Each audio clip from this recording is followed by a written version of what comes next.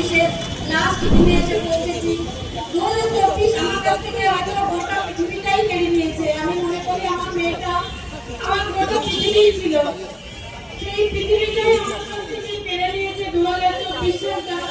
হয়তো কাল সকালে 2025 হয়তো নতুন সূর্যে উঠবে। আমরা প্রতিজ্ঞাবদ্ধ সবাই মিলে হব যাতে এই অন্যায় যেন কোনো বাবা মা রাত দেখতে না হয়। ওই 9 তারিখ কোনো বাবা মার যেন জীবনে আর না আসে, কোনো অবহেলা যেন আর না হয়, এই প্রতিজ্ঞাবদ্ধ হব আমরা সবাই।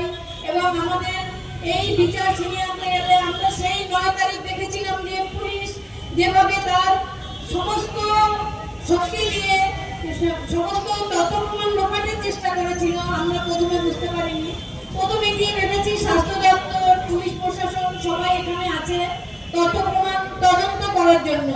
আমাদের 3 ঘন্টা বাইরে বসিয়ে রেখে তদন্ত করছে, কিন্তু সমস্ত কিছু প্রমাণ লোপাট করে সমস্ত কিছু আমাদের বিনা অনুমতিতে আমাদের সাইন করিয়ে আমার মেয়ের দেহ তাড়াতাড়ি জ্বালিয়ে দিয়ে এবং আমাদের ওখানকার লোকাল এমএলএ, লোকাল কমিশনার তারা সমস্ত দায় সেরেছিলেন। আজ কিন্তু তাদের দায় আমার মেয়েকে চুল্লিতে তোলা অব্দি সীমাবদ্ধ। তারপরে কোনোদিন বুঝতে পারছেননি যে আমরা কেমন আছি। এটা কেন তাদের কি দায়িত্ব ছিল আমরা এখনো জানতে পারিনি। কাদের কথা মতো যে আমরা কাজটা করেছিলেন তাও জানি না। তবে আমরা আজকে প্রতিজ্ঞাবদ্ধ হব সবাই মিলে এখানে উপস্থিত যে আন্দোলন আরো বৃহত্তর করতে হবে। আমাদের আদালতেও মানে আইনি লড়াইও লড়তে হবে এবং রাস্তায় আন্দোলনেও থাকতে হবে। এই যে প্রতিজ্ঞা করতে হবে যে এখন আন্দোলন সীমিত করা যাবে না, আরো বড় করে আন্দোলন করতে হবে। এই প্রতিজ্ঞা আমরা সবাই মিলে করব, এটাই অনুরোধ। শ্রোতা আন্দোলনে অংশগ্রহণকারী সবাইকে আমার পরিবারের সদস্য সেই 9 তারিখ থেকে যখন মনে করছি তারা এবং সমস্ত সহযোগিতা আমার সঙ্গে করছেন এবং আন্দোলনকে আজকে যে বৃহৎ রূপ দিয়েছে।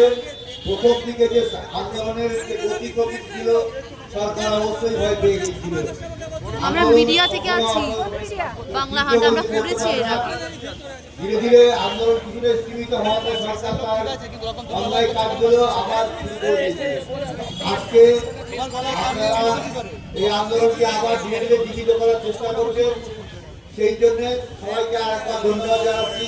এবং আমাদের এই বিচার ছিনিয়ে আনতে গেলে 9 আগস্ট যে মর্মান্তিক ঘটনা আমার ঘটেছে তার বিচার পেতে গেলে সবাইকে আন্দোলনে থাকতে হবে এবং সরকারের বিরোধিতা করতে হবে। সরকারের বিরোধিতা না করলে এই বিচার ছিনিয়ে আনা সম্ভব নয়। কারণ সরকারি অপরাধের আড়াল করছে। আপনারা পুরো বুঝতে পারছেন, সরকার প্রশাসনকে দিয়ে সমস্ত ব্যাপারটাকে আড়াল করার চেষ্টা করছে যে কোনো প্রকারে। এবং এই আন্দোলনকে থামিয়ে দেওয়ার জন্য তারা যে তদন্তকারী সংস্থা তাদের সঙ্গেও কোনো বোঝাপড়া করে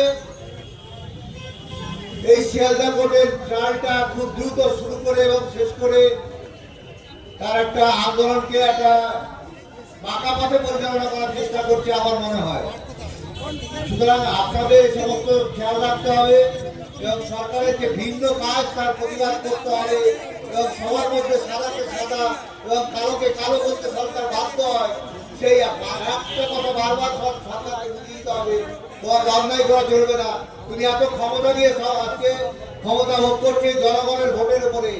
আজকে তুমি সেই জনগণের যিনি বিচার না দাও, জনগণের চাহিদা তুমি পূরণ না করো, তাহলে তোমার কি স্বার্থ আছে সরকারে বসে থাকার? সরকারে বসে থাকার তোমার কোনো ক্ষমতার দায়িত্ব নেই। তুমি দায়িত্ব পালন করছো না, তোমার নিজের দায়িত্ব।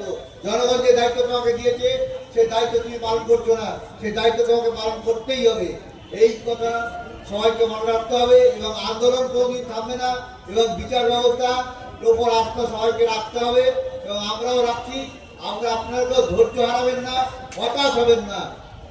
আমরা যেরকম 2024-কে কাটিয়ে উঠেছি, 2025-এ এরকম ভাবে আন্দোলন করে আমরা বিচার ছিনিয়ে আনবই। সবাই এই প্রতিজ্ঞা করে এবং ভবিষ্যতে আন্দোলন আরো দীর্ঘ করার জন্য সবাইকে আহ্বান জানিয়ে আমার বক্তব্য শেষ করছি।